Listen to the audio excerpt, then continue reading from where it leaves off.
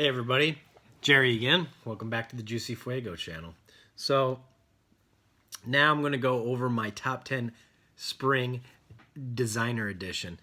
So these are the designers that I planned on wearing in the spring, that I actually have worn in the spring, and I'm going to bring them to you. My top 10 list would actually include some niche fragrances as well. So this one here is just my top 10 designer fragrances. So without further ado, let's get to it. All right, so number 10 is Dolce & Gabbana, The One, Gray. So this particular fragrance right here is perfect for the office. It is basically taking the One DNA, freshening it up a little bit, and throwing it in the office. Now, there is another one that has a really lovely lavender that I have not been able to get my nose on, and that's the One Gentleman. But I have quite enjoyed the One line of fragrances, and I do like this one. I do not grab it as much as I thought I would, and maybe that's just because the performance on it's very subtle. So this is a very safe fragrance, and it's definitely one that you could wear on a white t-shirt, with a white t-shirt, or basically even maybe a dinner, because it doesn't really project a lot. It's kind of a soft fragrance, but it still has that cardamom. So the next one's a little bit louder, and I did wear this quite a bit last year, and I do still enjoy wearing it because it's kind of it's very surprising, especially in the dry down, and that is 1 Million Lucky. So this is another one on the list, and you see that, you know, after this year, I'm probably going to need a new bottle, because this is definitely a fragrance that you can wear not only in the spring, but you can wear it a little bit in the summer, in the evenings, and then you can wear it in the fall as well. It's not one that I grab in the wintertime, but it's definitely one that is pretty versatile for those evenings out. Number 8 on the list is Montblanc Explorer. I'm not sure if I need to talk about this too much. This is Montblanc's Revenge. That's kind of funny, but not really. Montblanc Individual came before the Creed fragrance that they came out. I think it's called Royal Santal. Anyway, this one smells like Creed Aventus.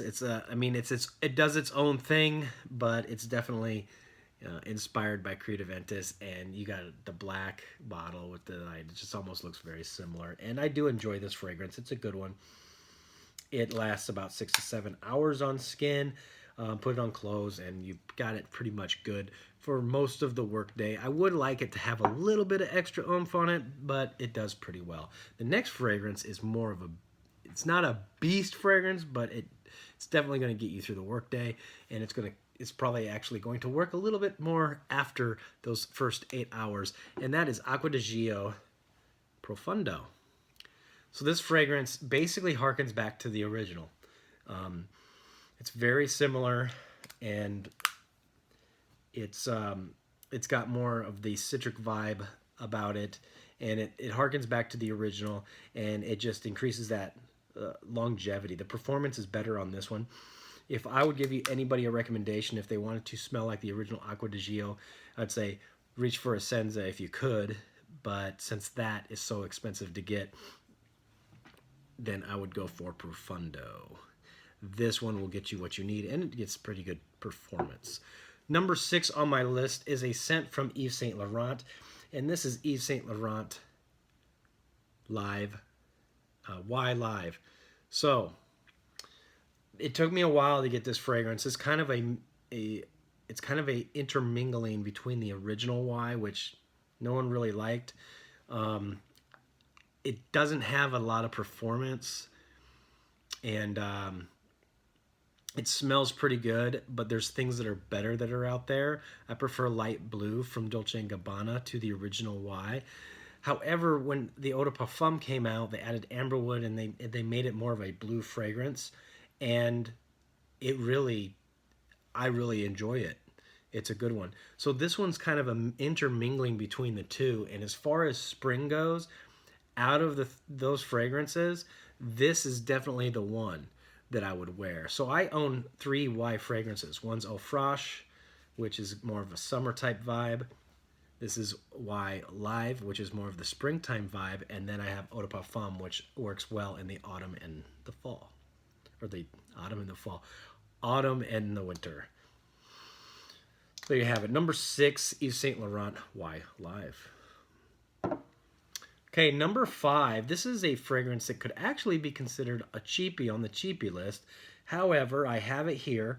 And this is Lhomme Lacoste Intense. So this has got just a lovely rhubarb note that is so unique and so fresh that you want to grab it just because you don't want to smell like everyone else. But this is so lovely, and no one's going to smell like you because no one knows about this lovely gem. I mean, some people do, but you don't really smell too many people wearing it, at least not where I'm from. Number 4 on the list. This is probably my favorite flanker of this particular series. This is Dolce Gabbana Light Blue Swimming in Lipari. So this fragrance has a very nice salt note to it. It's so lovely. This is one that I'm going to be grabbing for quite a bit, even in the summer, but it's on my spring list, number 4, Swimming in Lipari. All right, number 3. We are in the top 3 now. So this one also could make it to the cheap list, but there's a reason it didn't. It's because it's in my designer list, because I like it that much. And there's a reason why I like it that much. It used to be, the original formulation used to be one of my signature scents, and that's Eternity for Men. This is the Eau de Parfum edition. It's green juice, and it's fitting for spring. And it's got that aromatic fougere barbershop vibe about it, and it's just so simplistic. It's a little bit sweet, so it's not exactly the same thing, but perfect for spring in my opinion, and you can get it at a really good price. Second on my list, cannot be not denied. It is a high quality iris fragrance, and this company does iris so perfect. And I'm not talking about Dior, I'm talking about Prada. This is Prada Lhomme.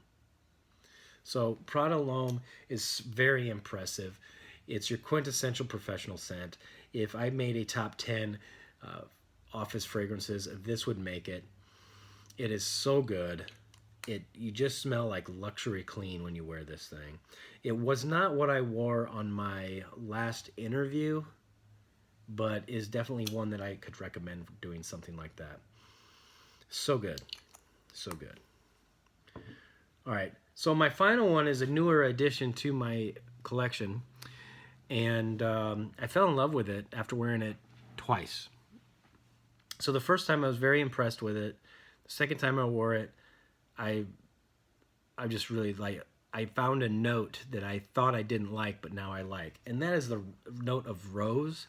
And this one, the way the ginger mixes with the rose and everything else, is just such a well-blended scent. I really love it. Some people don't like it so much, but this is Yves Saint Laurent's Lhomme, and this is Lhomme Ultime.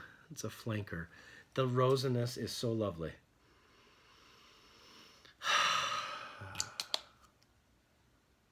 This one's going to be in the collection for quite some time.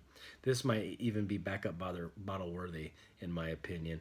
In fact, this is definitely my number 1 designer fragrance for spring, and strongly encourage you guys to check this one out. Get your nose on it, see if you like it.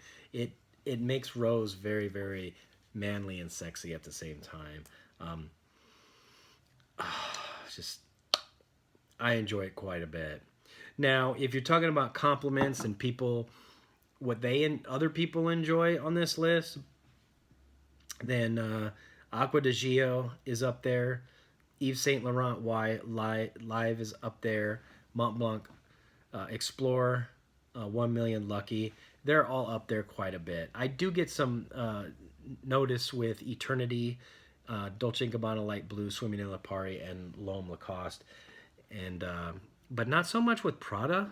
I'm not sure why that is. Maybe I haven't worn it as many times. And this one is just you get these nice, lovely wafts throughout the day of ginger intermingling with the rose. And it's just like, and it's lovely. And you can't beat that. It really makes me want to grab it multiple times in a day just to smell it, multiple times in a week just to smell it. If I was doing my Dolce & Gabbana Pour Homme experimentation of all the different formulations, I probably would have worn this a heck of a lot more in the last couple of weeks. All right, everybody, that is my top 10 list for spring, and these are the fragrances that I've been wearing. Let me know what you've been wearing.